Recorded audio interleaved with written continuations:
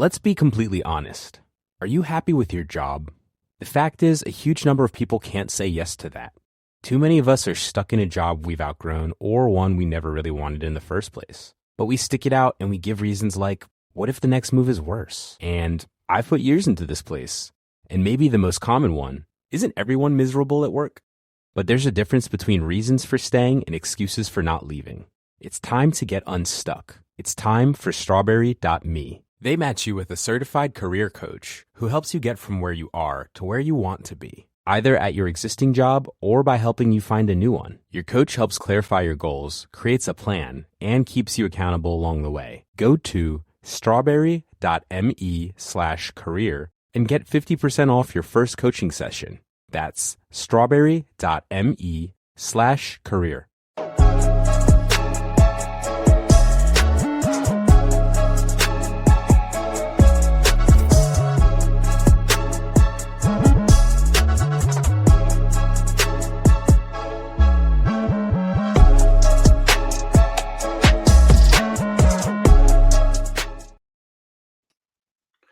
Hi everyone, welcome back to the Social Media Derby. We've got a great episode this week again, ahead of game week 28 this weekend.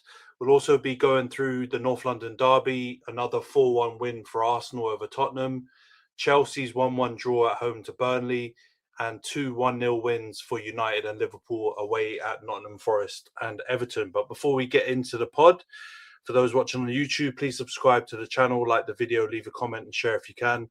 For those listening on Spotify, Apple, Amazon Music, please follow, give us a 5-star review. And of course, the views expressed in the podcast are just for entertainment purposes, do not reflect our real opinions unless they're football related. How you man doing? Rhys, I feel like we should go to you first. Big win of the weekend. How you doing, bro?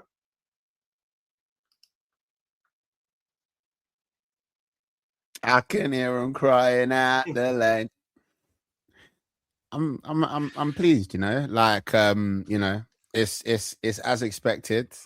They told us that Gyökeres would stat pad against the bottom sides in the division, and he has not disappointed us with Tottenham. I've seen Tottenham fans saying that they hate Eze more than Sol Campbell, and that has honestly been the highlight of my week. I'm having a wonderful time. It's beautiful. It's lovely. How are you, mate? You good? Bro, you scared me then for a minute after last week's internet troubles. I thought I was lagging again. So thanks for that one. But yeah, no, I hear you. I hear you. 4-1, big win. Should be happy for sure. Khem, come to you, mate. Got out of dodge. We were beefing a bit in the group chat about your goal, but you got the 1-0 win. You happy? Yeah, we got the win. Happy with the win, I suppose. Just reading the outline at the moment. All right, don't crash. I know the outlines trigger you. I'll move it along so you don't crash. Nash, how you doing, bro? Another win for us. Carrick at the wheel. You happy? I'm trying to see a few signs that I'm not comfortable with. It's no longer the listen Al Gaib in my eyes. It's no longer the Mahdi. It's just caretaking my eyes now. All right, we'll have to explore that in a bit, man. But yeah, 1-0 win for United. And Rhys, bro, the only one on here that's not 3-point collector. 1-1 at home to Burnley. Another red card. Looking a bit dodgy ahead of this game against Arsenal. How are you feeling? Are you gonna crash again this pod, or are we gonna get a safe driving lesson? I'm driving with my seatbelt on 30 miles an hour, stopping at the red light, if you know what I mean. Yeah. Tough times, man. Tough times. Well, let's start with the North London Derby. It was the big game of the weekend for sure. Arsenal went into it on Sunday late afternoon, only 2 points ahead of City after City had just about scraped that 2-1 win against Newcastle. Tottenham had the interim United style Igor Tudor in, and I'm not gonna lie, that was an absolute drubbing. Spurs were pants. Diabolical. Somehow it was 1-1 at half time. No idea.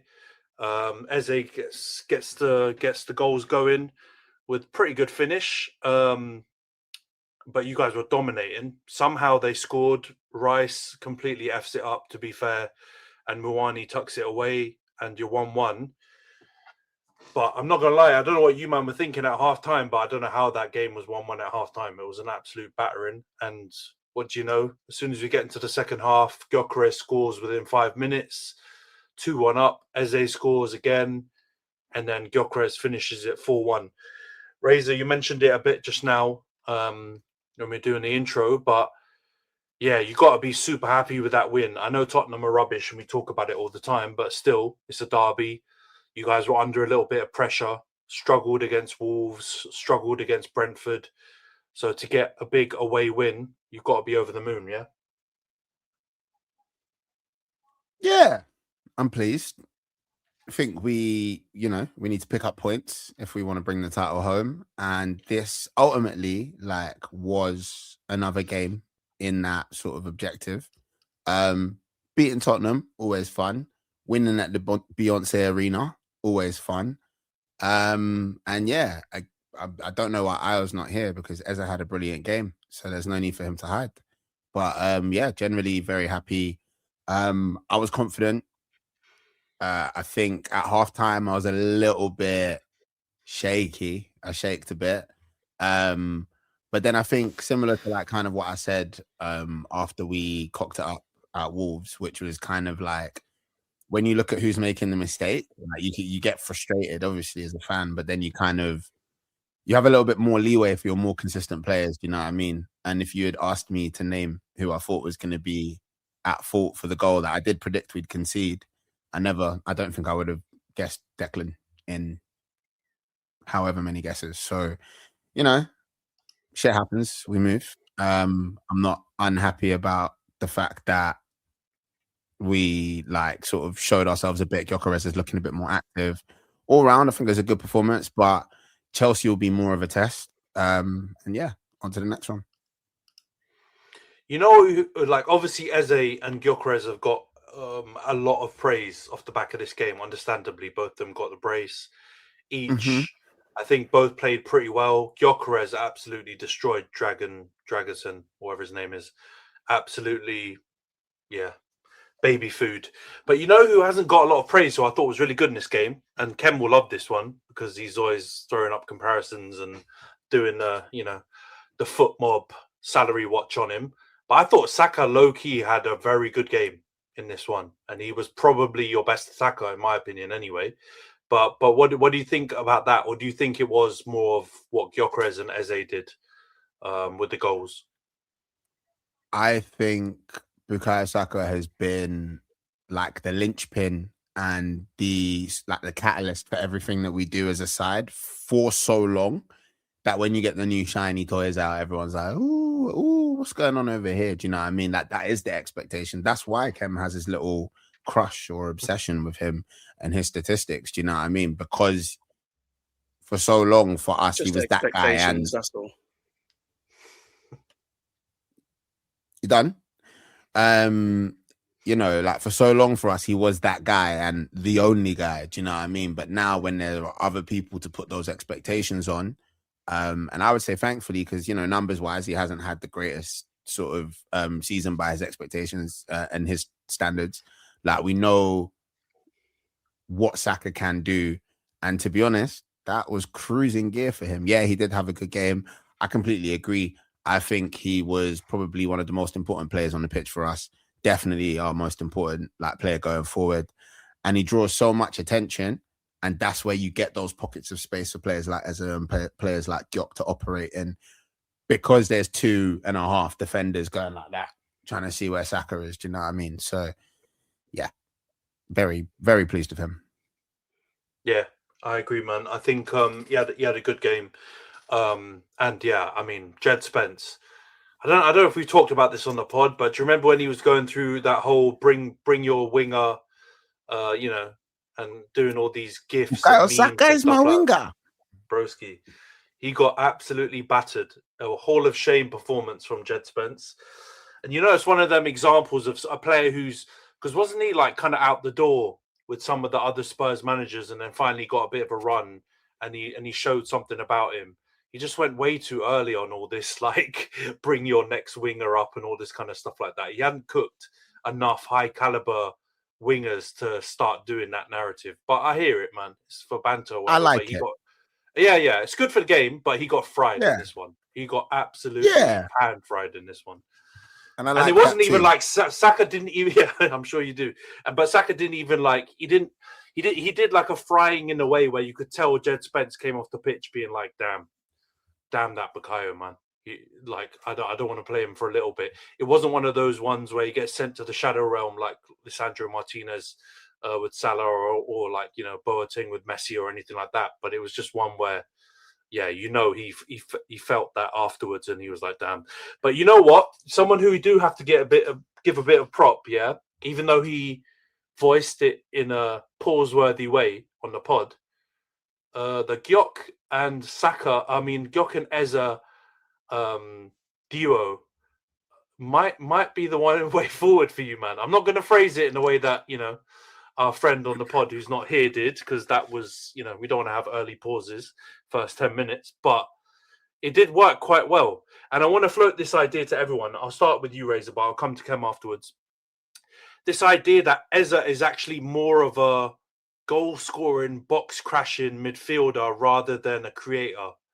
What do you think about that, Razor? Do you think maybe you've misprofiled him as some sort of like, or maybe he's just not able to live up to the fact that maybe you want him to be a creator when he's actually more of a goal-scoring midfielder?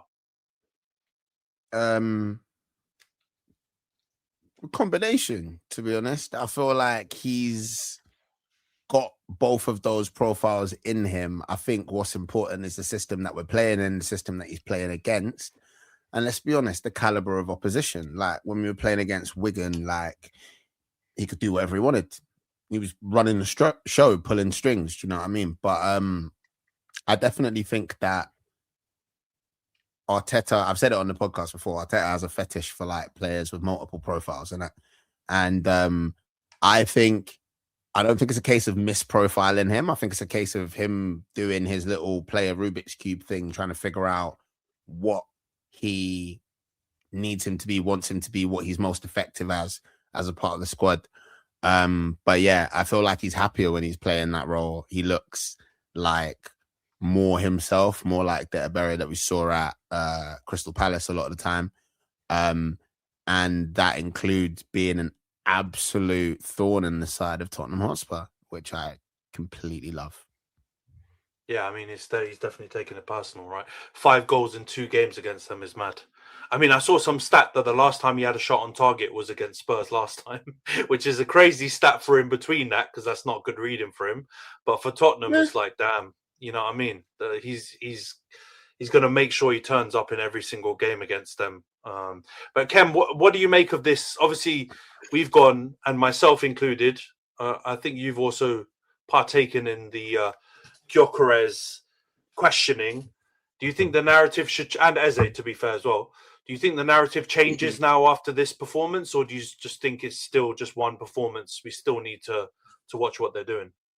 It was a big match. A big response from Arsenal after the Wolves game. So fair play to them for that, obviously. In terms of Gyökeres, it's still the same because he's just beating up on small teams. Like you said in the chat, he done it his whole time in Portugal. So until further notice with him. Just like my picture, I want to give a Razor a round of applause, guard of honor, for highlighting just the expectations with Saka. It's not hate. It's just when people yelling star boy, best player, best winger, top 3 winger, etc., all this rubbish, I kind of want to see more than, like, what was it, 4 goals, 5 goals, 4 assists, that kind of, especially when you get in a contract. Like, I said, you had a crush, by the way. I never no. It was actually an ick, if anything. You know, 300k for limping, really. But yeah, in terms of like Eze and Gyökeres combination, it's probably what they expected when they made those transfers. So it's more on Eze for falling off, really, if anything. I think Gyökeres has done well in terms of, aside from goals, I think he's actually been a decent enough sort of outlet for Arsenal in games where you just want to, I don't know, slow the game down, which they do very well. We saw the set piece numbers. But I don't think anything's really changed because Spurs are really they're in a really bad way, man. Like I have to treat this match in isolation because they actually, like you said a couple of weeks ago, they really are in a relegation threat right now, man. Like it's a big win for you guys. I think if they set up like every other team usually does against Arsenal and sit back, it might be a different affair. But they will come out and play to the best of their abilities in front of their fans and try and show something in a derby. But Arsenal just bullied them as they usually do. Eze is a hater, by the way. He's actually so disrespectful. How are you just bullying one team only? It's very funny, but it's actually just outrageous that this guy only shows up against. It's like Lavia only showing up against us, for crying out loud. Like, it's so rude. So when you say that they hate him more than Sol Campbell, it makes sense. But no, fair play to the Arsenal quadruple chase. You must. Still on. But I wouldn't say it's the I don't know, like a new thing for Arteta to do. Because I quite liked when Saka played behind the striker the other day. I thought that could have been a new thing for him because he's struggling out wide clearly. So maybe a new position for him in the 10. It could be a good thing for him, closer to goal potentially. And that again is more competition for Eze. So he might be back to being, as what's his name said, Ebba Benche soon anyway, when they play against proper teams. Well, I'll come to you now, Rhys, because obviously you guys are playing Arsenal next. What do you think about the approach? Because Khem said sitting back, but I don't know if Tottenham sat back, I still think they're getting absolutely slapped up because they're just not good enough to do that. But do you think taking that approach would work better against players like Gyökeres and Eze, or do you think you're going to go with something different when you come up against them on the weekend? I mean, we went to the Emirates 1-0 down after losing at Stamford Bridge and sat back. So, hey, fuck no, it's what we're going to do, boy. No, I think Spurs are poor. I think no matter what game plan Spurs would have had, I think Arsenal would have rumbled them anyway. I think you can just see the levels in terms of the teams and who's where. I've been seeing stuff about apparently Spurs have got a major attitude problem as well with their players, and it just seems like they're just all over the gaff, to be honest. So I think no matter what aspect of the game Tottenham tried to play against Arsenal, I just think Arsenal were gunning for them anyway. They dropped points against Wolves. They weren't about to drop more points. I think they're showing that they're trying to have that mentality. But then again, like, Spurs are shit. So, I don't think it's a yardstick to measure sort of Arsenal going forward. I think it's a good win for them to pick themselves up and move into next week or like the next sort of round of games, because obviously they have to take all 3 points against us as well. So I think they're just going to use that as a motivation to bounce over to the next game and then see what happens. But I think Arsenal will take confidence, but I think their feet will be fairly on the ground in terms of going forward and knowing what the task is ahead. And it is just Spurs. They are shocking, absolutely shocking. So I think, it doesn't matter. It's about how they would have played them. Yeah, no, man. I agree. Nash, did you actually have any hope? Because I'm not going to lie, in this game, I think every single member of the pod went Arsenal win. You may have been the only one who I think didn't, and I think you went out with a Spurs win. So I'm just trying to see, were you trying to get points on us on the prediction league, or did you actually have some faith that Spurs could do something? No, man, I told you I'm a terrible gambler, and this isn't a perfect example, man. There's no chance that was going to end in either result than Arsenal. And I told you about Igor Tudor, man. He's a con artist, and he proved it in his first game, in his first big game, man. The result was never in doubt. Yeah, I thought it might be you just going out on a limb to try and save something on the prediction league, but I think this game was always going to be an Arsenal win, barring some sort of catastrophic performance or big mistakes. But to be honest, that Rice mistake was pretty bad already, and it still didn't make a difference, and they still got absolutely battered. So, what do you think of yeah, Rice's mid-season form lately? It's looking a bit. Oh. It's a bit starchy. I don't know, man. I think he's been pretty good, man. I think this was a bad mistake, obviously. I think he's been all right. I think the only time I'm like, all right, we might be going too far is when people saying Ballon d'Or and all that kind of stuff with him. Because I think for a DM / kind of, I know he's DM. Is that what we're calling him now? Yeah, or like, you know what, an 8, like, but not a Cam. It's quite hard to get a Ballon d'Or, right? Like, unless we're talking Rodri levels, and even then, I don't think Rodri deserved to win it that year. So, I mean, it's quite hard to get it. So, I just think that's a bit early, but I think he's been good. Okay. I don't think his form's dipped too much, but maybe, I don't know, Khem's going to say something that I'm a Arsenal lover or something if I say that, but I think he's been all right. No, the only thing I was going to say was just it was more on Spurs. But like, why do they always have the longest injury list, by the way?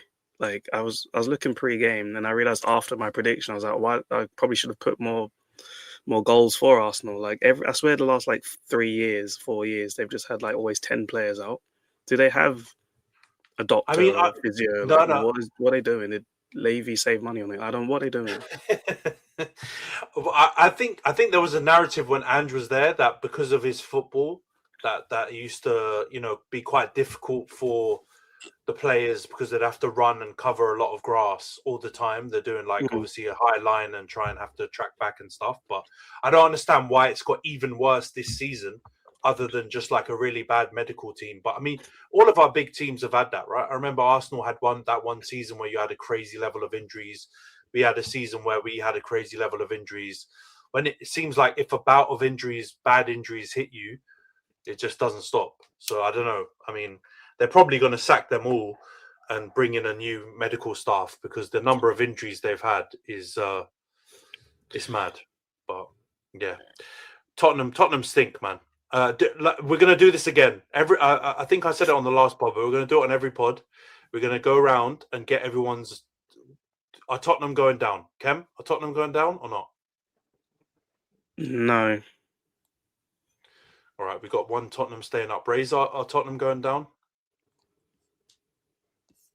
Faraday presenta Ojos con Alergia y Picazón contra el Jardinero. Y el ganador es Faraday Extra Fuerte. Para aliviar la picazón de los ojos por alergia, actúa más rápido y supera a Claritin y Flonase aún a las 24 horas. Faraday, adelante.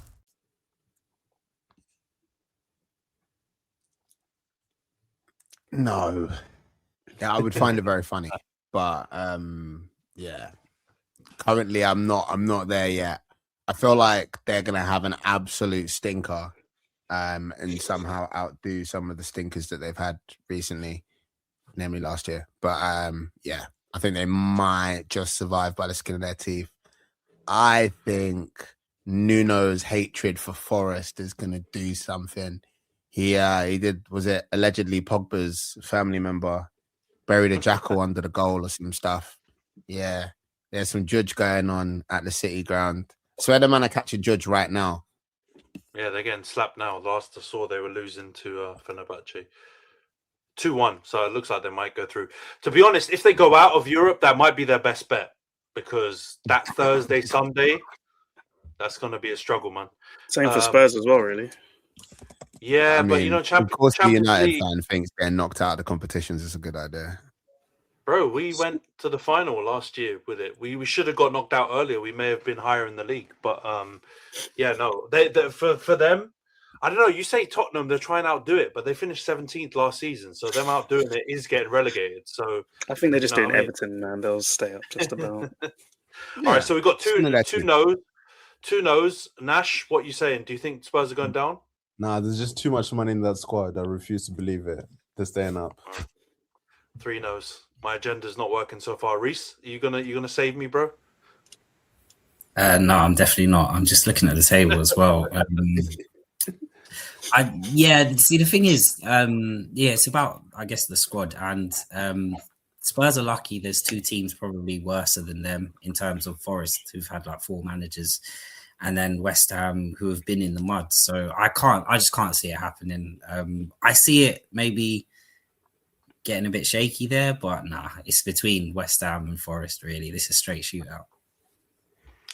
All right, we got 4 no's. I'm going to be the only yes. So I'm going to be the one with the vision on this one, yeah? So you man, remember this when it comes to it. Their squad is definitely...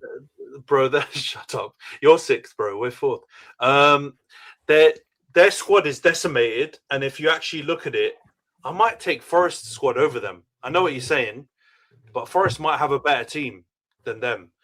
And it might come down to just how far Forest get in Europa.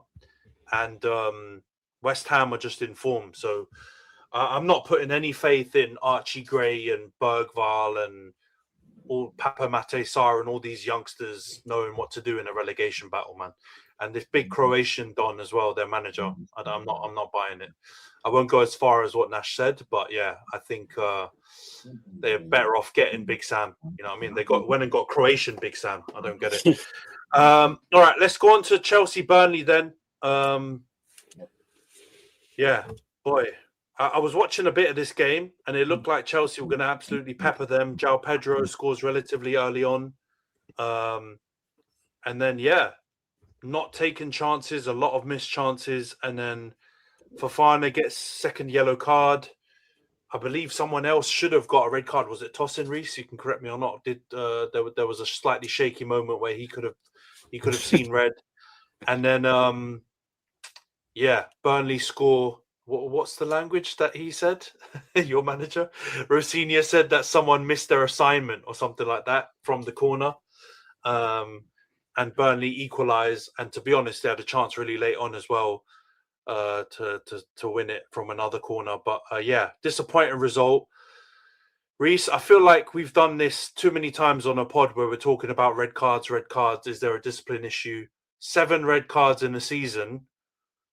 Something's going on, man. Well, you can't be happy now. That's 2 home draws against promoted teams. You said no crash outs, but I'm not believing you. Oh God, it's too predictable, man. Do you know what it is? Yeah, it's a typical story of our season where we do look well and then we just gas out and then look just to burn afterwards.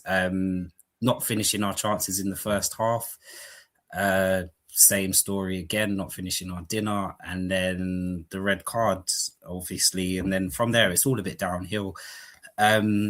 We've dropped 19 points from winning positions, which is mad when you put that into context. 2 red cards away from the Premier League record. So it's not there yet, lads, but plenty of time to go to achieve that if we're not still breaking records out here, you know, blue side of London. 3 red cards away from our own personal 11, red card 11, which probably, again, we'll see that soon. But yeah, in general, it's just a mentality thing, man. Fofana getting sent off, smiling like a dickhead, like it's all like, what are you smiling for, bruv? Like, you've just been sent off. You were crying a couple of weeks ago in the Emirates. Like, where's your tears now?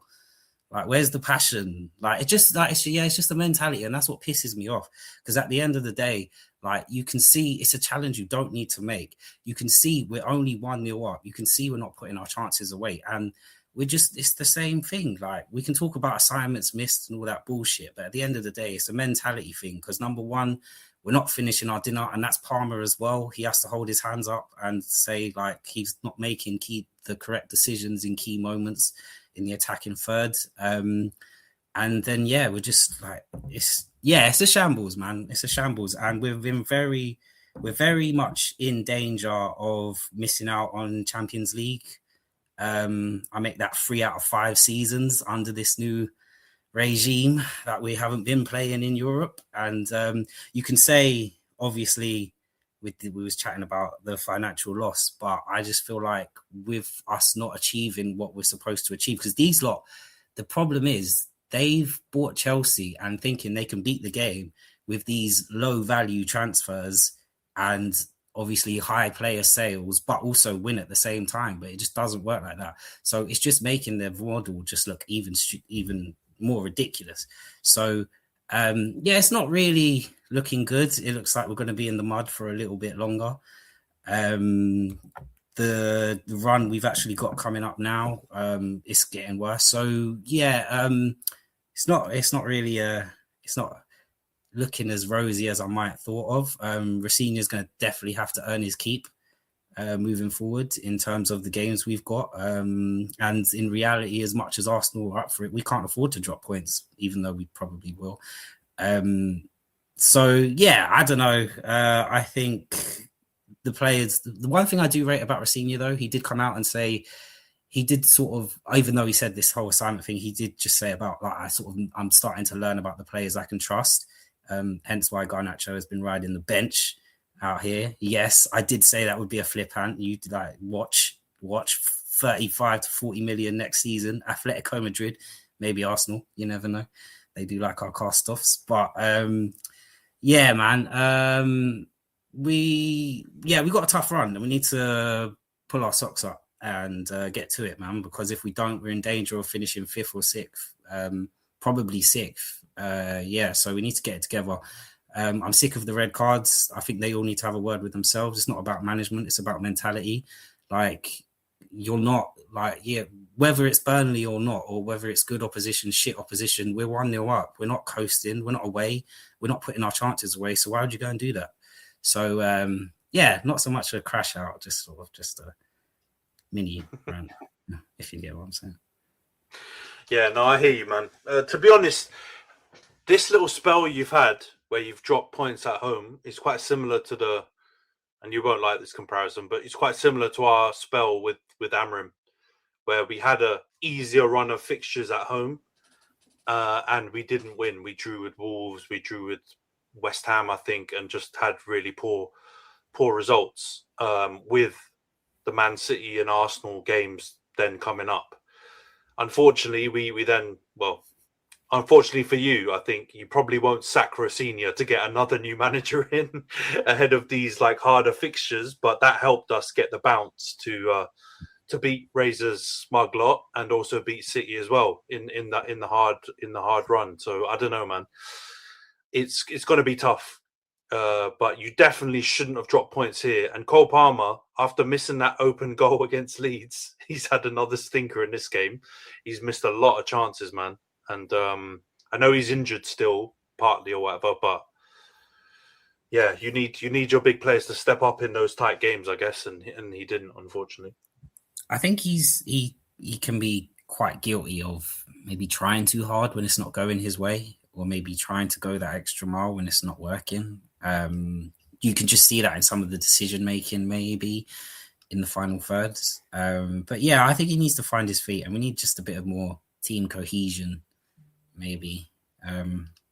But yeah, even Esteval, he looks like he's done his hammy, so he might be out for a while. So it's not looking good. But even then, like, it's just, I'm just happy at least Rosenior doesn't like Garnacho, because even on the wings he's putting Enzo out there, and he's running it like that. So count your days. And I'm only saying that, I'm not just because I did try and give him a chance, man. But he is a terrible 1v1 winger. I've never seen. I could get the ball off him, bruv. I'm saying a lot. I'm a heavy smoker. But bro, you know what it is? It tells you a lot when almost the whole fan base of ours was united to sell someone who came through our youth academy. We don't want to sell any of our youth academy unless they're absolute scumbags. And in fact, we were by the end so ready to just get rid of him. Like you knew what was happening. You knew it wasn't a good signing, but you have to give him a go. But it looks like in the quickest way ever, he's alienated loads of your fan base. Your manager's already seen that he's useless, and I wouldn't be shocked if you try and flog him. But Razor, you lot obviously got Chelsea at the weekend. I'm sure you watched this or saw the highlights. What did you make of this game? And as a team that got dubbed as having discipline problems in previous seasons, what do you make of all these red cards? I'd be lying if I said I wasn't enjoying Chelsea's current form.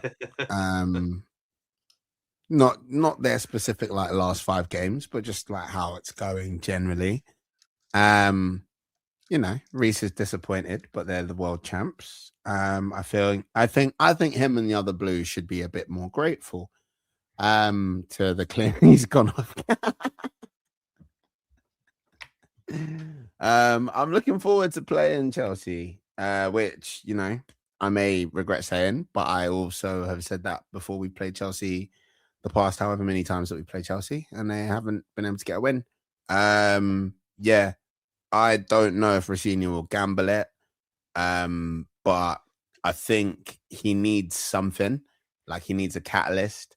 I think Chelsea are in danger of having a mentality problem, not to the level or extent of Spurs, but their own version of that, in the sense where it's like, like the ethos or the higher ups kind of approach to how they play the game with the club seeps through into the players, into the fan base.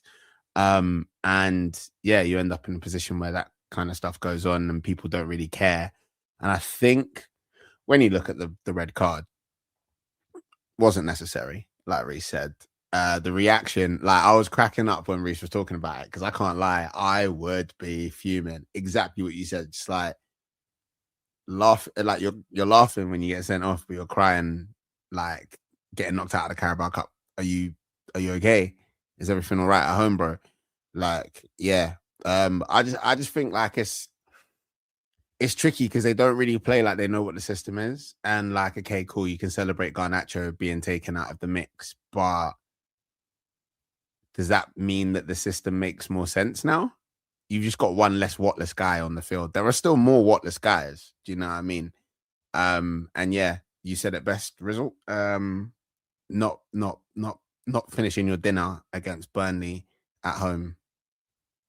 He's not good. He doesn't look very good, So yeah, in Lana's absence, it's weird being an Arsenal fan minority on the pod. So strange. But in Lana's absence, I will deliver the line. Chelsea continue to be rubbish, or I have their problems, and it makes me very happy. We're all just one rep, by the way. So I know you're the lowest number you've had on the pod. Yeah. Well, no, Nash was here. Like, the United guys did have their first majority since Haramarim graced the gates of Old Trafford, but he literally just dropped off and didn't return. I thought you mentioned the prediction league standings or something. Yeah, I know. But yeah, I hear you, man. It is weird. It is weird to have that kind of performance at home against Burnley. I know Burnley are I know they played a bit better recent weeks, but they're done, right? They're not really playing for much. This should be a tap-in game for you guys to just get a narrow or, convincing 2-0, 3-1 win or something like that and keep it moving. But Rossinha's got some work on his hands. What do you think, Khem, about Chelsea's recent performances and obviously, the three of us, United, Chelsea, and Liverpool, are in a bit of a race for Champions League. Surely this was a boost for you guys. You're now on level points, right? So you've got to be happy with the result. Yeah, for now, I suppose. But I don't think it's not all doom and gloom for Chelsea. Maybe the losses that they're posting or whatever, maybe that's I don't know what distraction attempt that was, because it's not a positive one. You got to drop kits when your team don't win. You have to drop new merch. That's how it goes. Like, we're doing that now, apparently. Fashionista FC reincarnated, but they're still undefeated in apart from the Arsenal Cup games. They haven't lost in a while. They're still going strong in the FA Cup. They're unbeaten in, I think, at least their last 6 Premier League games. Back-to-back draws isn't great, but you're still there where you need to be in the mix. And as for the race for the top 4, we're trash, but it's all about the Red Cartel sticking together and dragging Aston Villa down. That's the only way we can all make it really out the hood.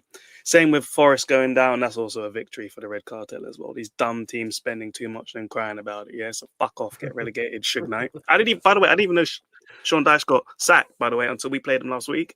I was like, where's he gone? And then they got a new guy, so I didn't even know that. Thanks for updating us there. But Chelsea, not great. That no lead is safe in the Prem. Fofana is stupid because he barely plays, so he should really be like enjoying every minute possible that he has on the pitch and not throwing it away, getting himself suspended, because he's the sort of guy that will pull a hamstring just like pulling his car out of the garage or something.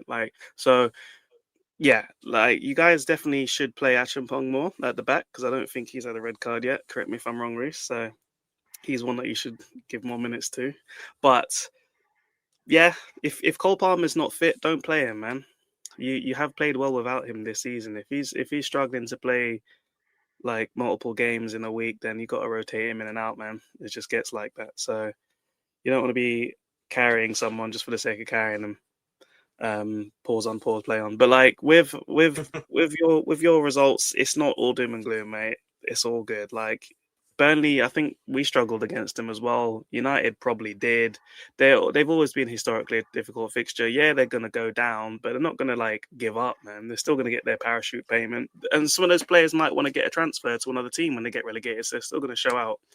And the manager's also going to want to look good, even though they're going to probably get relegated. So, yeah, man, you just have to keep calm and carry on, son. Clear Lakin. All right, nice one. Go on, Razor. What are you going to say, bro? I've heard a lot of people talking about what Khem was just saying about Kopama, maybe not trying to play more than one game in a week. I just wanted to ask Rhys, as a Chelsea fan, how do you feel about the potential of two of your best in the league at their X position, Y position players not being able to play more than one game a week like they're Man United? Thank you. That's definitely a you question, Rhys. I can't answer that one for you, bro. Game management, man. It's game management. Saving them for a rainy day. Like, I'm glad you didn't Palmer at his age is crazy, by the way.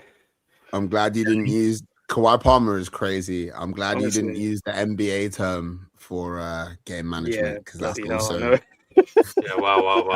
different. I don't know if it's gonna rain on Sunday, so if you want to keep Kopama and Rhys James on the bench, it's all good with me, man. Or bring him. we need them, bro. We need to have the Rhys James, Jurian Timber debate, because we haven't had that enough after that picture. You know, when Ray dropped those stats, was Rhys James a couple for like the most mistakes or something? Was that in the list, or did I miss that one? Worst defensive positioning, but they want to compare him to my guy that walks with the Lord, Pastor Urian. Positioning though. What? How many times he got caught out of position? It's the position in which you defend, and don't be dense. Don't be dense, my guy. Wait, which position is he getting caught out? Is he getting caught out in midfield or right back? Like, which one are we claiming for his mistakes? No, they said in the Prem, out of all the players, positionless. Even worse than Kirkes, man. Bloody hell, mate. Workheads. Get me. I mean, put respect on Pastor Jurian's name. That's what we got midfielders at right back, and they're not even bottom of the list, man. What's going on? Yeah, but I mean, anyway, I'm going to avoid this one. But yeah, we'll have the Rhys James Timber chat again after this game, because we love to have that on this pod.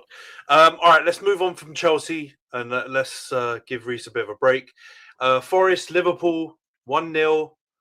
God knows how this game ended 1-0 to Liverpool. What did Jamie Carragher call it? The biggest robbery, and he definitely knows about robberies. So 1-0 Liverpool. That's why we have the disclaimer, by the way, guys. Yeah, exactly. Jesus Allegedly. These guys have to hide. My goodness. Allegedly, Alexis McAllister scores a late goal. Well, he scored 2 late goals, but one of them was disallowed, correctly so. And then one of them was allowed incorrectly so. And you win 1-0, Khem. I know you've got this agenda where you want Slot out, but surely still part of you's happy when you get wins, especially how badly you were playing in the first half. To somehow get a win is a bonus, no?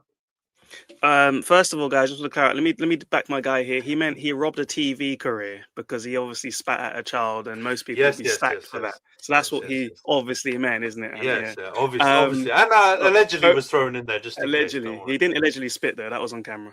But with the team, that's I don't know how it was possible to have a first half performance that was even worse than some of the other first half performances I've seen this season, and that's the issue I have with this coach. That's your plan A, and every single week plan A goes to piss, and then you have to just say, guys, just remix whatever you know from last year and the previous coach, and just maybe a little bit of your international team knowledge, and just literally wing it. Like Forest had played away in Turkey on Thursday, so realistically they wouldn't have been focused on the next match until late on the Friday, and probably more or so on the Saturday. It would have just been recovery. You'd never have thought that Liverpool were a team that had not played for 8 days in that fixture, in that first 60 minutes, 70 minutes, really. And it's the same as the Palace game earlier in the year, or even the first time we played Forest. So many matches. He spent a week with tactics, and we look like that. At least this time, Alisson didn't have to make a million great saves. Most of their attempts were off target. They were close enough, but Konate and Van Dijk held it down, in my opinion. I think that's one of their better matches. They've been on a good run together lately.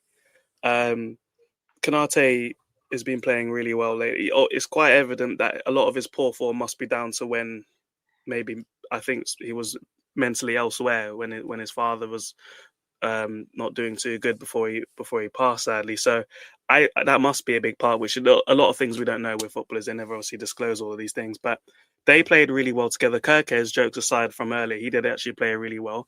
But the right back Szoboszlai fetish continues. For some reason he thought, let me just put my best player in our team, our best guy to press, and probably our most athletic player on the damn team. Let's just stick him at right back out of position again and waste what he can do. Wirtz got injured in the warm up, so his idea was let me play Curtis Jones as the attacking mid, then the guy who takes a million touches and can't do anything and just gives the ball away. Honestly, he's only still here because he's Scouse. That's the truth with Curtis Jones, if I'm being real. If he was some random French don or Italian or something, yeah, he'd be gone ages ago, man. Even if he was English from somewhere else, I think he'd be gone. But he's still here because he's Scouse. Literally that. I don't care. I'm saying it. But yep, he switched it up. He put McAllister further forward, moved Jones to right back because he doesn't want to use our remaining right back that's still alive. Ramsey still doesn't trust anyone. And then I think Gomez came on late and then doesn't want to risk starting him. And then we did steal it. I can't lie. We did steal it. We've lost a few games with the late goals as well. So you could say it evens itself out. I don't feel like Forest, I wouldn't say they deserve to win. I think a draw is fair if you want to go with that. The goal was correctly given. Sorry guys, this guy required 5 different stills apparently to confirm that the semi-automated technology is indeed correct, because sorry that Van Dijk is taller than the other guy marking him, mate. You couldn't see him behind him. That's not his fault, but his foot played him on, okay? Let it go, man. I know you hate us, but Jesus Christ, man. He was offside, man. He was offside. He wasn't offside, though. He wasn't offside. Two of them offside. We're going to ask... we'll ask these other two, just for clarity. Are you serious? His foot is there to the side. No one told him to stand with his legs spread like he's a damn, what they call it now, content creator, for crying out loud. Yeah? Jesus. We were to do this with a throw. It was a goal, all right? It was a goal. You got the 1-0, and I don't know if I agree with the Nash and grab. The if Forest didn't deserve a win. I don't know. Rhys, did you watch the game? Because when I watched it, I honestly felt like Forest deserved to win based on how much they peppered you in the first half. But I don't know, Rhys, what do you think? Do you think Liverpool got out of dodge, or do you think it was just a tight game that they just about nicked at the end? I think Forest, they did start with intent. I think in the first half they did create a few chances. Nico Williams, I thought he was all right. He was good. Yeah, he was good. Yeah. So, but I think as the game as Liverpool sort of came into the game a bit better, maybe it was close. It was more closely contested. So yeah, I wouldn't say Forest sort of deserved the win. Maybe based off the first half, you could have said they could have nicked something, but yeah, a draw probably would have been a fairer result rather than the Liverpool win, though. Yeah, what do you make of the VAR decisions? Because the handball, we'll start with the handball one, right? No, because the handball one's I think if you look online, is the most correctly given, correctly No, disallowed. Sorry. No, but I know, but I think Chelsea had one against Leeds where there was a handball in the move and it wasn't given. So that's why I'm coming to Rhys. Do you think that it was a bit annoying to see another similar decision have a different result? Kind of, but it just sums up with the lack of consistency, I guess, of the league. And it's subjective, isn't it? One ref will look at it and give a goal or not a goal, and the other one probably won't. So, yeah, I think until we get a bit of consistency in the guidelines about how these refs are making these decisions, you're always it's all about whataboutery, isn't it? Like, it's not going to make any difference. What Chelsea one wasn't given? What game? So that was the second Leeds goal, wasn't it? It was the equaliser. In the build-up. I think it was a handball in the build-up, and then scored. Yeah. But yeah, it's subjective, man. I don't think there's no sort of consistency with these refs. So it's just difficult to say, like, to feel hard done by, because yeah, it's just they're all just going off what they see at the time rather than much protocol. No, you're right, but you know what? You know what makes this irritating is because I feel like that handball rule, they've tried to make it clearer in that they said any handball in the lead up to a goal will disallow it. Right? That's what everyone understood was the rule, and then now they've started to put a subjective lens over it. And with the offside stuff, right, Khem, whether it's Van Dijk one will leave, but let's say Ekitike is definitely offside, right? As far as I can remember, that's he still wasn't involved in the goal, though, bro. No. I know. But if you remember, I think it was last season, there was a goal we scored at Fulham, and Harry Maguire was no. I'm just saying off the top of my head. I'm sure there's been other incidents, right? And Harry Maguire wasn't involved. He didn't touch the ball, but he was in the vicinity of. I think Scott McTominay scored the goal in the end, right? And they disallowed it, saying that he was in the area of where the ball was touched, and then afterwards the goal was scored. And so this offsides and handballs shouldn't be subjective, right? They should, if you have rules that are very clear about them, they should just be the decisions. So whether it's this Liverpool game or United game, Chelsea, Arsenal, whoever it is, like we can't keep going from week to week and then they just ref differently. Was your examples? Because I don't remember it, even though he didn't score many goals last season. I still don't remember this one. But like with Maguire's one, was he blocking the keeper's view? Because we had one disallowed against City where it was always going in the bottom corner, and apparently someone was Robertson, who's like 5'6", was apparently still blocking Donnarumma somehow.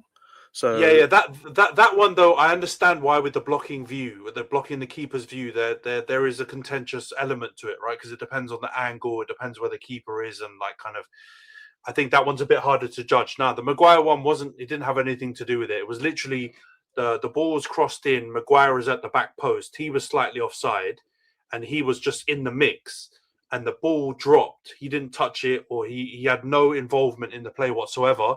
And it just bounced to Scott McTominay, and then he scored. I think Garnacho then like kind of played it back, and he was onside, but Maguire was in the zone, right? And that's what I mean with the Ekitike one. If you want to say Van Dijk's onside, fair enough, whatever. But they've refed it differently in the fact that Ekitike is not far from where that ball drops, and then he's not involved with the pass in the ball, but they've refed it differently. But yeah, anyway, you got the win. Reza, I'll come to you, bro, because you obviously just off cam there for a bit. What, like Rhys was saying, maybe a draw was a fair result. Khem was also kind of saying, don't know if Nottingham Forest deserved the win, so maybe I'm just out on my haterade by myself. But I felt like Forest probably deserved to win if there was going to be a winner. What did you make of that game? That was a leading question, Ant. But luckily for you, I'm also a hater. Yeah, I actually did feel like Forest deserved a little bit of something from the game.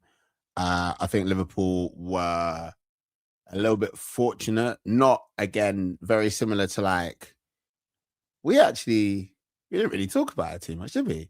But like the Gabriel, there's been a lot of discourse about the Gabriel foul that led to the disallowed second goal. I think when things are reffed by the letter of the law, there's still a space for like interpretation and whatnot. Now, if you've ever played, I don't know, excluding Khem, if you've ever played any kind of good level of football, yeah, you're going to understand, yeah, that like somebody the size, yeah, of Ekatike, pause, somebody that has that level of goal threat being in the area that the ball is being played into in front of goal, it's going to distract the defender, innit? It's going to affect the way the defender moves. It's going to affect how the goalkeeper positions himself. And I think it goes back to what Rhys said about consistency. So, like, for me, if I was a Liverpool disgusting. If I was a Liverpool fan, I would feel pissed if that goal got disallowed. But at the same time, if I was a Forest fan, I'd be fuming because it's like, how's my defender about it? Apart from Ant, that's the thing. I've not seen anyone complain about it. There's a lot of discourse online about there's that. There's been discourse. What are you on, like the ultra Nottingham freaking Facebook groups or something? Like, apart from that, no one gives a shit, man. Hey, like, let me talk. There is, but it's like Rachel said, there is about the Gabriel thing too, right? I don't think there's hate. See, the Gabriel discourse is over Dessa, but I don't think there's like people being like, oh, this is a disgrace. Like Liverpool have been gotten away with murder. I don't think that's a discussion. I think, like Rhys and Antony both alluded to, football fans who watch enough football have noticed that there have been times this season when similar challenges, similar opportunities have been ref differently. And I think that's what people are talking about. Even with the Gabriel situation, I can put my own team in it. Like if you think I'm just hating on Paul or hating on you, which I do, fair enough. But like, if you see your team get reffed a certain way and then you see another team not get reffed that way, that will be frustrating to a football fan. I don't think that's a wild sort of conclusion to come to. And I don't think it necessarily has to be that polarizing discourse where people are like, oh, Forest or robbed. Obviously, Antony has his agenda. None of us are unaware of that. Do you know what I'm saying? And it's like, but it is fair to say that, like, yeah, if that happened against my club, I'd probably feel a bit like, oh, blah, blah, blah, blah, blah. Do you know what I mean? And I think, like, what Rhys said is key, in it. Like, it's about consistency. Because if there's consistency, happen against my club, but it'll happen against your club too. Do you know what I mean? And I think that's the key point. It's not an attack. Nobody is calling you names. Well, I alluded to calling you names. So I was calling you names. But it's not even a club. The thing is, I understand the refs are bad, right? They're inconsistent, but I don't understand your. I know you're. I don't know why you're shaking about our top four battle, man. We're worse than you somehow. Like, you're gonna be fine, okay? I know you're pissed that a rival team collected 2 extra points, undeserved probably, from that match. I get that. Hey, I get it. But you're whinging about the decision when it was actually, as an anomaly, it was actually refereed correctly. Like, it's a rare one. The game was refereed correctly. The goal that was disallowed, as much as it was crazy and clearly ball to hand, the rules are any ball touch, any handball involved in the build up to a goal. Man, struggling not to drop something forward. I don't know. Any handball in the build up to a goal will be disallowed, right? So that's cool. When I saw that, I was like, gutted, thought it hit his back, on the first view, but it hit his arm. All right, we move on. This one, again, looked like it was offside, but it's not like Hugo was blocking a defender or anything like that, or altered direction of it. Hugo was behind the midget guy with the afro that was behind Van Dijk. Okay, he didn't freaking alter anything. Like, he wasn't even. He's not even fully there anyway. No. We get it, bro. We get it. So that's why he wasn't even back on side. Virgil got the header. Probably should have scored from it. Great save. McAllister tapped in. Stop hating. It was correctly refereed. We should celebrate a rare moment in the Prem when we saw the correct decision given, because it doesn't happen much. Like the Gabriel incident. Can I just say, yeah, earlier this season, I can't remember which player it was. probably like Calafiori or one of our fullbacks. Arsenal, an Arsenal fullback got a yellow card for trying to dry the ball before a long throw with a towel. Yeah, Was the ref Moroccan? I don't know. I don't know. I'm not getting involved in that one. That's the rules.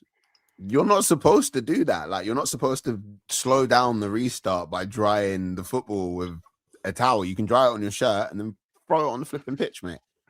The problem is that since that, I have watched several Premier League games and I've not seen any other players penalized, warned, or carded for drying the ball with a towel. I saw Coyote do it like 4 times. And honestly, that pissed me off more. It pissed me off more than the equalizer. It pissed me off more than the equalizer because they deserved the equalizer, but he deserved the yellow card. Football fans are petty. They're going to remember the thing that happens to them and they're going to be like, hold on a minute. It wasn't like that when it was us. And, you know, you benefited from it. So whilst I do hear what you're saying in the sense that, like, yeah, it was refereed correctly, also let people like Antony be like, because. But is it correct though? We don't even know, but this is the thing. This is why. Do I like it? No. Was it correct? Never. I would have honestly, I would have preferred if McAllister's first goal was allowed and the second one was disallowed by what I think is football. Yeah. No, me too. I agree with that too, right? And Khem, don't crash out. So you'll say that, but Forest still deserved to win then, apparently. So we still had a goal that should have been given in your morals then, basically. So you're just hating for the sake of it. No. When I say Forest deserved to win, I'm saying they have to blame themselves. Because even if they conceded that goal, they should have bagged some goals. They had lots of half chances and good chances where they were 1-on-1 with Alisson, where they should have done better. So I'm not basing it on the disallowed goals or anything, right? The disallowed thing and the VAR thing is annoying because, sure, from what you said, it's correct. But then, like Rhys is saying, we've seen other incidents. I'm not even doing a club versus club thing where, like, we all get bad decisions more than, I don't know, Man United get bad decisions more than one other club, or Arsenal get more bad decisions or whatever. It's just seeing the incidents be refereed differently. And then your idea or understanding of what's the correct decision is warped. It's like with that Gabriel one is a good example. Then Yoro scored a goal. So this is me saying the opposite of what I said earlier. He scored a goal where he had 2 hands on the back of someone and then against Fulham, and he scored and they allowed the goal. Right? I think there was one where Newcastle, Joe Linton, I remember I was with Johns. Joe Linton was climbing all over the back of an Arsenal defender and they allowed the goal, no problem. And then this one, 2 hands on the back, disallowed. So it's not even a team versus team thing. It's just seeing incidents be refereed differently. It's like now we don't understand what's right, what's wrong.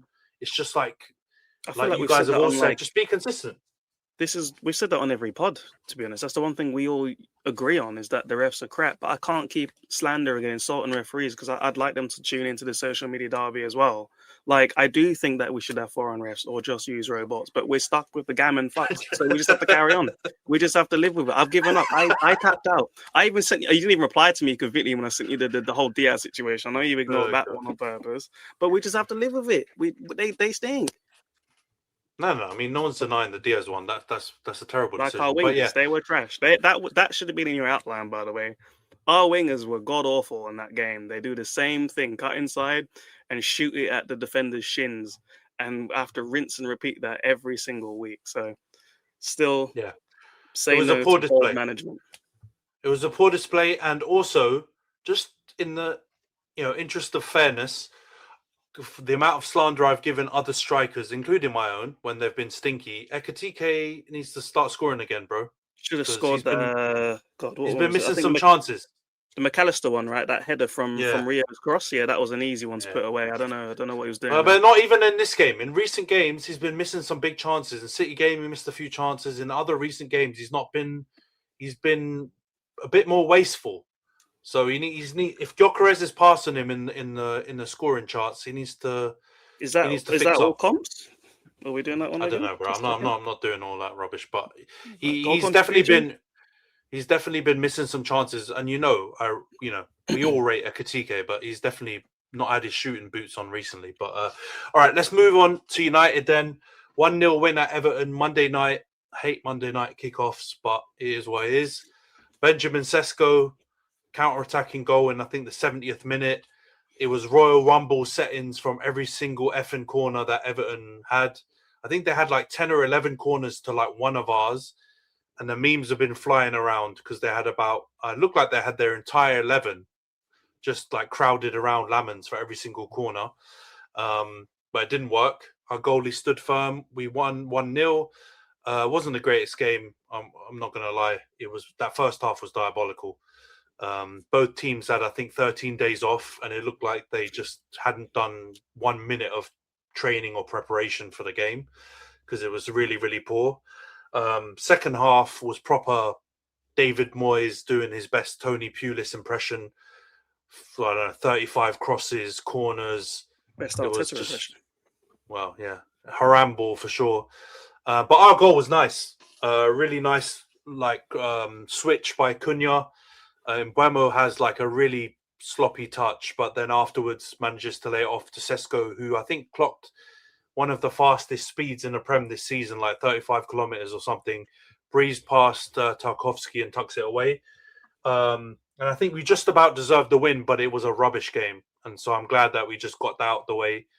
One interesting stat, though, I think Carrick in his 6 Premier League games has got 3 clean sheets.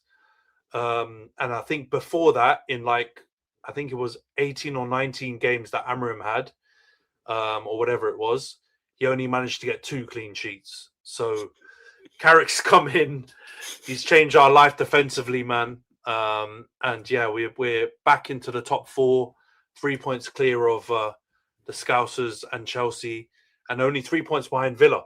So we can start looking up now as well, maybe. But yeah, 1-0 win. Khem, did you watch the game? I don't blame you if you didn't Monday night. Nah, I tuned in, man. It was a bad game. Everton really struggle at home. They're still not used to this new ground, I think. They've got a better away record. The David Moyes teams are usually a counter-attacking kind of team up. They stay in the game, make it ugly. They're not used to this this new lovely stadium, big pitch. They haven't got the profile of players for it yet, I think. And it's not the same sort of cauldron-like atmosphere that Goodison had for sure. I don't think, not yet anyway. I think Spurs are the same thing, just growing pains. But credit to United. I do slander Yoro a lot. He had a good game. I'll give him some credit. I can't lie. He's doing well. Larmans, baby Courtois, held it down against the disgusting Arteta legacy tactics from every corner. And Ole Gunnar Sesko got another one. Yeah, fair play to him. Kinder Bueno's quick, man. I can't lie. He's rapid. He is absolutely rapid. Like, he doesn't look fast, but he is super quick. It's like me going against Razor in a race for sure. So with that in mind, great play by Cunha. Another smash and grab away win from a team with 20 titles, but there's no hate here. Just full praise to you guys. Carrick, would you be happy to give him a contract? Because Gary Neville's still running around saying he wants a higher profile manager. But I mean, Guardiola was managing a B team before he came about. Like Arteta was an assistant manager before he came about. You have to start somewhere. So I don't know why he's so insistent on having like a headline name coming in. I know you got to go to the other guys, but at some point I just want to know why your ex-players still talk so much shit when they were failed managers. You know what it is, yeah? There's very clearly a bit of a divide between the class of 92 and that era of United legends and the 2006 onwards United legends. Because like the ones from that later batch, they're all much more, they're actually back in Carrick and they're like, look, if he does well, sign the thing like Rio did with Ole Gunnar, right? But the class of 92, obviously Roy Keane, not biggest Carrick fan. Scholes and Nicky Bart, I think, have said something similar to Gary Neville. So I don't know if there's something around that. I'm not sure, but my opinion is if he keeps us in the Champions League and if we get 3rd or 4th or something like that, I think unless a Luis Enrique type manager becomes available, you got to give it to him. You got to give him the job, man. pause because that was crazy. But you've got to give him the job. So I think I don't know though, because I wish Nash was actually here because he was alluding to kind of maybe being a little bit disappointed with the recent performances. And one thing I will say before I throw the questions over to Rhys and Razor about it is definitely in the last 2 or 3 games, our performances have definitely dropped a bit. In the West Ham game and this game, we definitely weren't as good. And I think we probably needed to come up with an alternative to a team playing a little bit more defensively against us, like West Ham and Everton did. And he's just gone for the same lineup in every single game. The only change he's made is when Dorgu obviously got injured. And I think both for the West Ham game and this Everton game, I would have started Sesko. And he didn't. So This episode is brought to you by Workday. Could AI help you do more of what you love? Like reaching bigger goals ahead of schedule, growing careers, and the bottom line. Workday is the next-gen ERP powered by AI that actually knows your business, anticipating your toughest challenges and how to better solve them. Connecting more dots in your organization so your people have more time to connect to what they love. It's a new Workday. we're going to have to see a bit more kind of versatility from Carrick, I think, before at least I'm going to be ready to say, give Carrick the job ahead of Enrique's and Nagelsmann's and these other dons, but I don't know. Razor, what did you make of the game, bro? I don't know if you caught it live, but what did you make of us getting the win? And, you know, Sesko and a few of these other guys that Khem mentioned. I did watch it live. The sins that I committed in a previous life, because fuck me, was that boring. Yeah.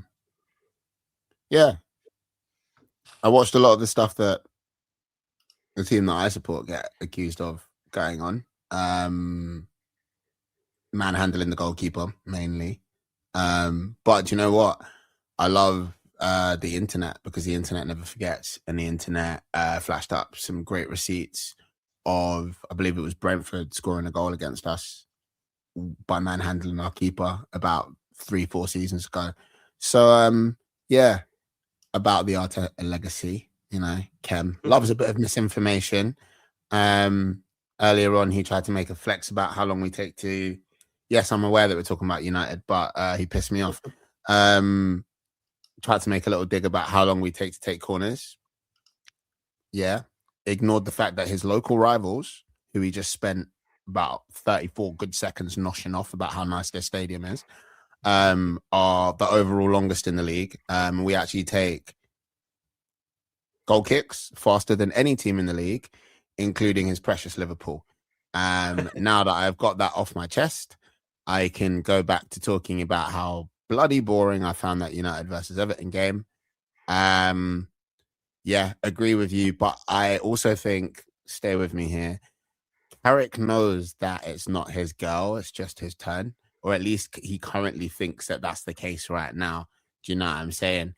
He's not trying to do anything too mad. He's not trying to roll the boat out. He's not spending bare money and taking her to a sexy fish or a Nobu, because he's like, the real guy that you're saving yourself for is going to come along real soon. And as long as that's hanging above him, I don't think he's going to throw anything too mad out there. Do you know what I mean? I don't think you can be too mad of him for throwing anything mad out there, because the brief was, hey, you heard of the Titanic?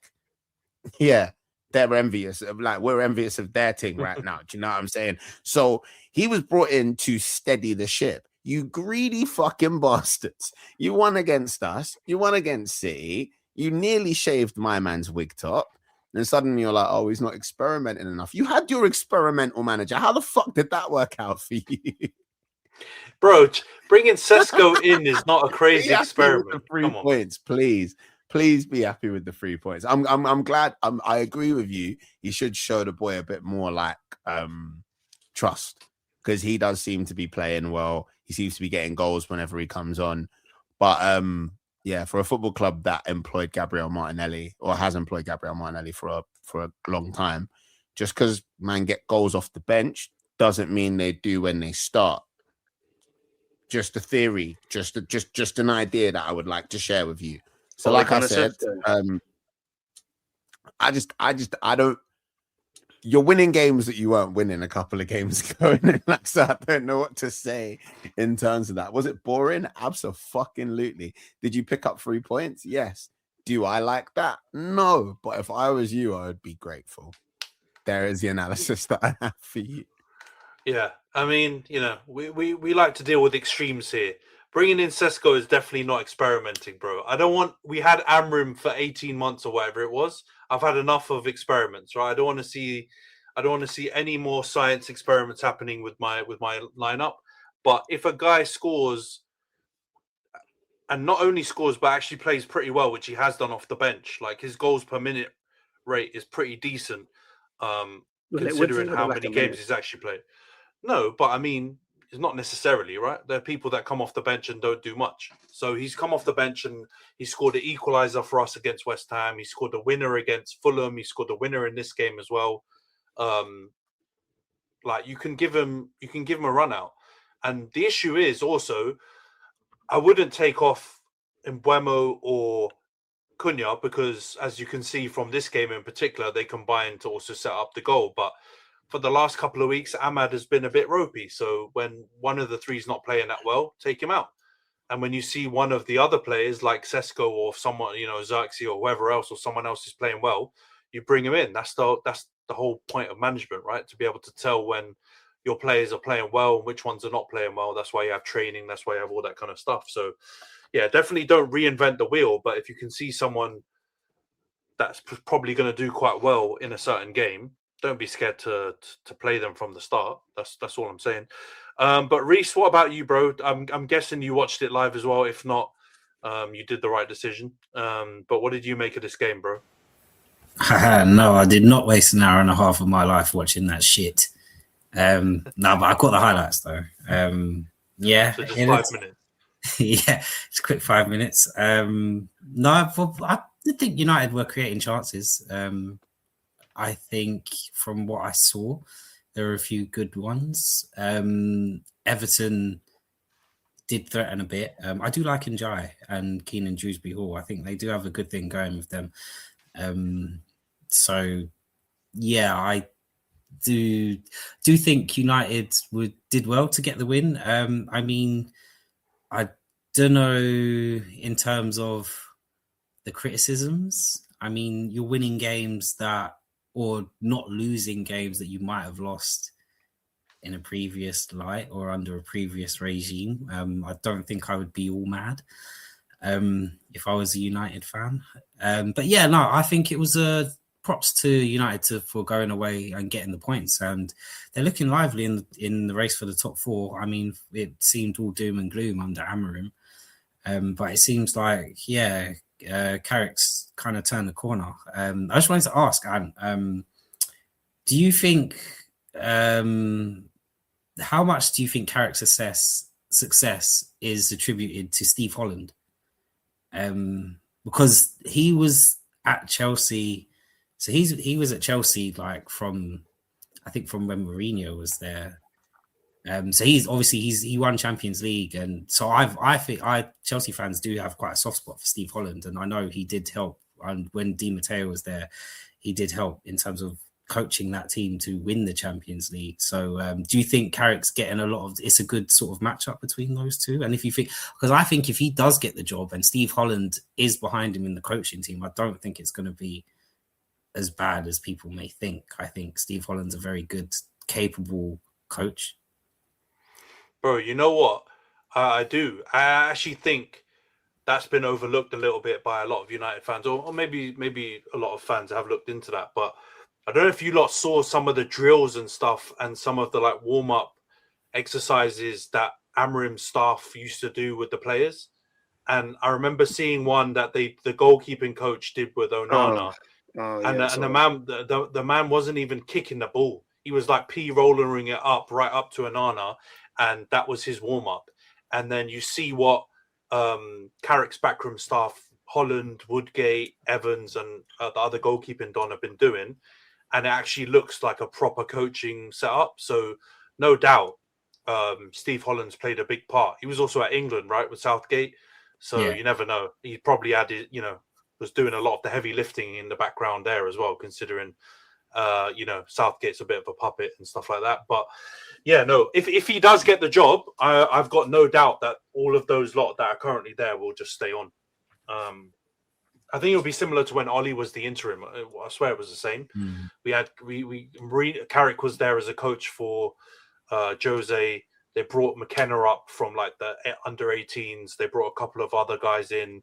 Mike Phelan, I think, came in, and then we just kept them when they gave Ollie the permanent. So I'm sure Steve Holland will get the job as a coach if he does get kept. And I've read stuff about how he's really strict with a lot of the players, and he's like, if you man don't want to work, then don't bother showing up, or like go and play in the under 18s or whatever. And apparently that message has been received a lot better than when Amrin was saying stuff similar. But it seems like everyone's happy. So let's see. I mean, even Sesko, right? He's been scoring off the bench, and he doesn't look like he's not, sulking or doing anything. So there's clearly a decent spirit in there. So yeah, definitely not complaining about the results, and definitely not complaining to be in the top 4. Because like you guys, we also released our financials. Razor, don't get too mad. And we did actually make money, but our debt's gone up crazy. So thanks, Glazers, fucking pricks. But yeah, we need to be in the... Bro, I will until either they go or I die, and then it stops. But either way, I'm gonna say Glazers out because they're fucking wankers. But we need Champions League, man. We need it. They weren't calling people immigrants and stuff, though, the Glazers. They weren't hating on immigration, just saying. They support it, probably. They saved Brady from bad boss. Is it just me that Khem's glitching out for? Nah, Khem was glitching. Nah, but I thought it was just me. It was me. After last week, I thought it was me. Sir Ratboy heard you ill on his name, and you started glitching immediately. As soon as he started talking shit, man. So man. I was going to ask Antony, would you retain that level of happiness about Mr. Holland if you found out that he was purely paving the way for Senor Southgate? I'm not gonna lie, then I'll be livid. That is my conspiracy, and it is the but that has been going, bro. It's been going around. That actually was going around. That Carrick was just interim now. They get the backroom staff in that Gareth Southgate might want, and then smooth transition. Boom, Gareth comes in with his waistcoat and fucks it all up for us. So yeah, let's hope that it's not the case. But I tell you what, I'm probably more positive about Carrick being the full-time manager than Nash would be, considering what he said earlier. But let's see how it goes. Before we move on to the prediction side of things, obviously there's Champions League that's gone on this week. Real Madrid got through. That's a victory for all of us. They knocked Benfica out, and Galatasaray managed to get through as well. Atalanta, Newcastle, Atletico Madrid, Bodo Glimt got a big win against Inter, and Leverkusen got through. So while Khem sorts out his internet, Razor, I think you guys can either draw Atalanta or Leverkusen. Do you have a preference in that? Draws tomorrow. Yeah, the draw is tomorrow, 11 a.m., I think. I was too deep in a doom scroll, and I didn't really care who we got before, but now I have seen all the boffins talking about how there is a silver side of the draw and a blue side of the draw. And if we're on, I believe, I'm not sure, the blue side of the draw, which I think is Leverkusen. Yeah. Then we will be something easier path to the Champions League final, etc. And then we also want another team to be on the other side of the draw. I'm gonna be really fucking honest. I don't understand the new format. The table confused me a little bit. I think I'm getting there. Obviously, you want a favorable draw, especially when you're playing on multiple fronts. But yeah, I don't really feel like I have a preference out of either of them in the next round. I think it's about winning all the games. It's not like it's a Champions League. Do you know what I mean? Like, you actually just can't hide. You have to be prepared to play whichever team. Leverkusen, I think. I'm not sure. Atalanta, I have like quite a high like sort of regard from whenever I see them play. They seem to be, they seem to be flipping like involved in dogfights, to be honest. That seems to be whatever I see whenever I turn on an Atalanta game and they're playing. It's just end-to-end, wall-to-wall action, and they like running at teams. So yeah, even though they don't have Lookman, I'm still a little bit like eyebrow raise about them. But yeah, overall, bring it on. Yeah, they're a good team. They're a good team, Atalanta. So you're right. There is a silver side of the draw and there's a blue side, and so we can only go off obviously the teams that qualified in this playoff game to kind of judge what the strength of the draw is, because we'll find out tomorrow where the seeded teams drop. But the silver side has PSG already, has Galatasaray, has Real Madrid, and then has Atalanta. So going off the playoff teams, you probably want to avoid that side, but you don't know who, some of the seeded teams, maybe the weaker seeded teams may be drawn in that side. You're not sure. But on the blue side, you've got Newcastle, Atleti, Bodo Glimt, and Leverkusen. So you might want that side if you look at the strength of that. But yeah. Want the blue side and City on the silver side. Yeah. That's well, if the City go on the silver side, they play Real Madrid, so that will be a crazy round of 16. Khem, you lot can either get Galatasaray or Atleti. You want Galatasaray, right? Or I know you played them earlier and lost in the group, but mic check. Yeah, you're good. We're good. We played them both this season. We beat Atleti, lost to Gala. So I wouldn't mind some revenge on Gala, but I think they're on the side that has PSG and Real Madrid. But I don't really care. We beat Real Madrid this. It just is what it is. Like, it's at the end of the day, I'm going to see Szoboszlai at right back, so it doesn't really matter what side of the draw we're on, if I'm honest. And it would be fun to maybe see Diego Simeone crash out, because I think he got himself banned again when he was at Anfield. But also that Llorente, he bullies us, innit? So maybe not. Maybe Gala actually, because if we get them, put a bet on Llorente to score against us at Anfield, guys. Yes, that's right. We do condone gambling on here. So yeah, that would be my pick. Don't speak for all of us. But yeah, Atleti in the knockouts is not one you want, I think, from past experience. Wait, they have Lookman. Yeah, no, Gala. Yeah, said that. Yeah, but the problem is the Gala side, you could have PSG or either Barca or Chelsea in the quarterfinals if you got through. So that's definitely the harder draw. I wouldn't mind seeing Yamal against us, try and get a ticket. Yeah. PSG last season didn't well for you though, did it? All right, Rhys, what about you, bro? Yeah, still. I'm guessing you want Newcastle, yeah? Or, I mean, I've seen some discourse about people not wanting to draw another English team, but you've either got PSG or Newcastle. Surely you're picking Newcastle, yeah?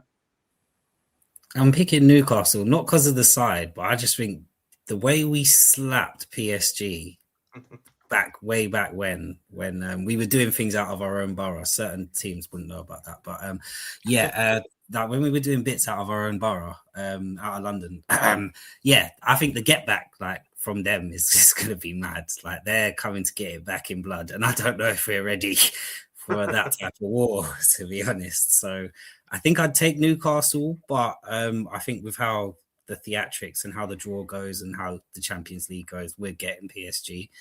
Be prepared for, I guess, an onslaught, because I don't think they're going to take that line down. But yeah, we'll see. Like I said, Racine's got to earn his money. Yeah, I hear you, man. But PSG have been a bit ropier this. I mean, even that game against Monaco, they didn't look that great, and how they've gone from Donnarumma to those goalies that they currently have, terrible. I know. But Kvaratskhelia has been rubbish as well, man. He's been bad this season. I just think the rage that they took from that final, I think all form is going to be out the window. They're coming for blood. So it's a lot of shaking for the world champions, Europe is in the world. The last time I checked. Read your own screen title thing, bro. You're world champ. I hear it. You see, like, obviously you wouldn't know about going the extra mile and clapping teams that obviously they beat you. Show us, big bro. Show us, big bro.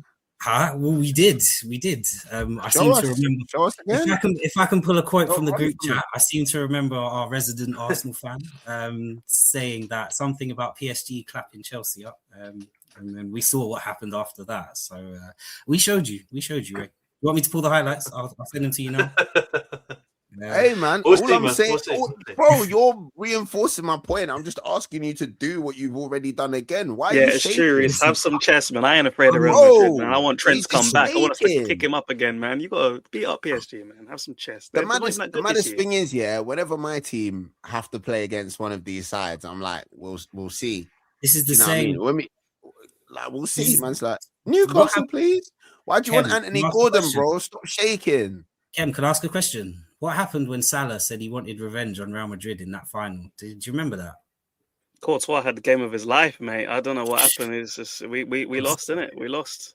We That's what I'm lost, saying. bro. You got to be wary. I of also these remember things. a bunch of our kids beating you in a cup final on this day a couple of years ago as well. So let's just chill. Yeah. All right, And we didn't spend 2 billion on those kids either. All right, Guys, all right. Okay. No, you just got the love of.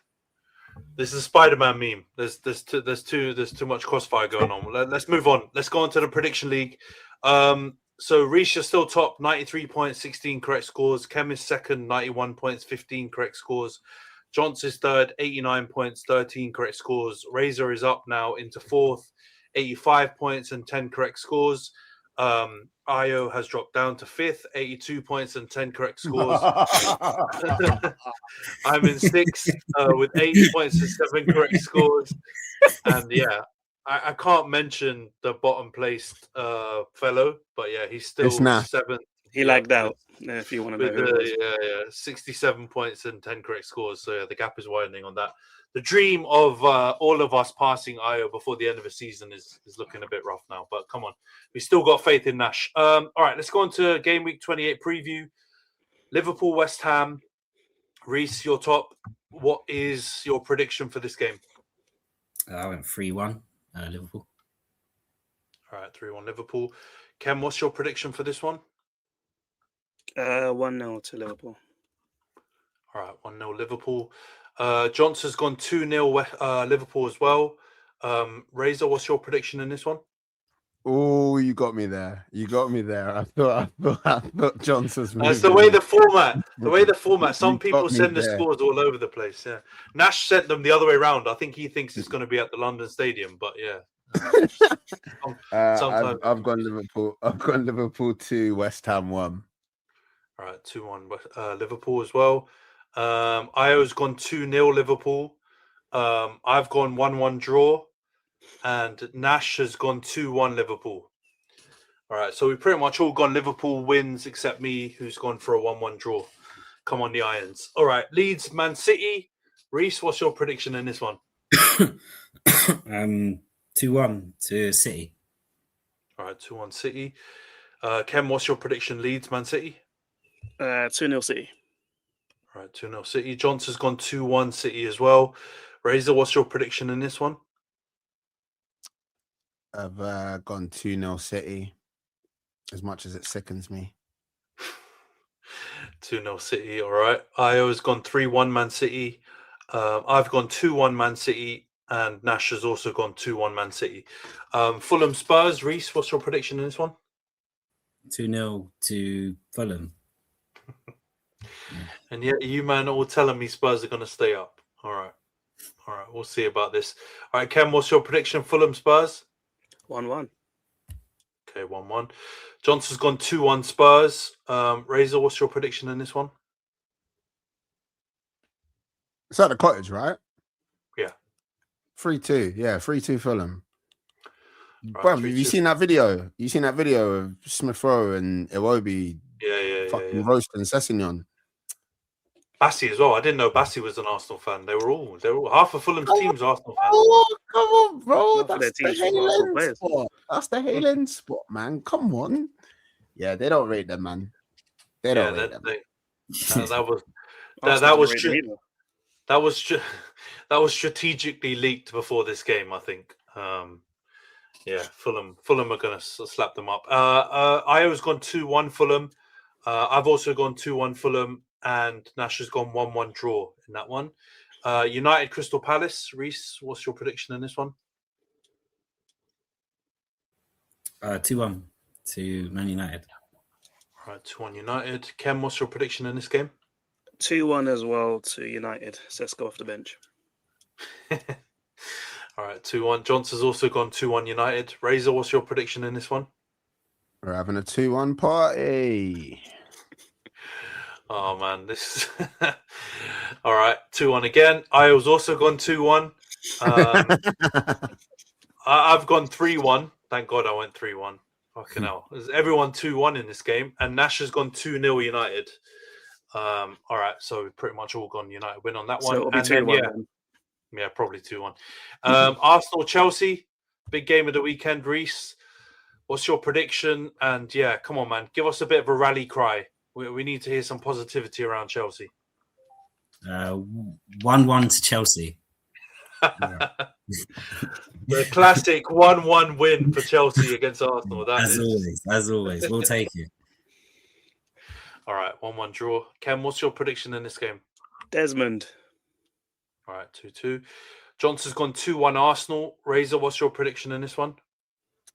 3-1 Arsenal. Gyökeres brace and a Chelsea red card. Let's fucking go. Put a bet on that as well.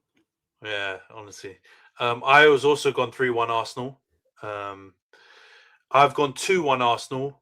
And Nash has, again, this is the same as he's either got a vendetta or he's going to try and gain points because he's gone 2-0 Chelsea. He doesn't glaze. Well done, Nash, bro. My Well bro. done, Nash. He My doesn't bro. glaze, man. Big up, Do you know Nash. what? Fair Big fucking up. play. If Chelsea win, he's got a differential point on almost everyone else in the game. If Chelsea win 2-0, fair play, man. Fair play to Chelsea as well. I mean, Listen, you better see me on the pod next week about 2-0 Chelsea. I will have some chest. bro, the crash out online will be mad. I mean, we'll all be buffet, or you can eat buffet with Arsenal fans losing their mind before we even get to the pod next week. Imagine Monday, that I'll fight get on amongst that one. themselves. You'd If need a whole we lose 2-0 to Chelsea, I'm gonna be busy next week. Yeah, you're going to be on holiday, bro. I bet. But yeah, let's see how I'm it gonna goes. laugh. But yeah, I'm gonna go Barcelona, bro. Catalan things. we basically. Oh no, that one's actually pretty decent. There's 4 Arsenal wins, a couple of draws in there, and then Nash has gone mad and gone 2-0 Chelsea. But let's see how it goes. But yeah, all right, that's the predictions all in. Let's see how it goes this weekend. But yeah, before we wrap up the pod, just again, don't forget to subscribe to the channel, drop a like, leave a comment, share the video. And if you're listening on podcasting platforms, give us a 5-star review. Remember to follow. All of that helps the podcast grow. But yeah, let's see how the weekend goes. Arsenal-Chelsea, big game. We'll be back next week to cover the review. And yeah, we'll see you guys all next week. Take care, everyone. Awesome.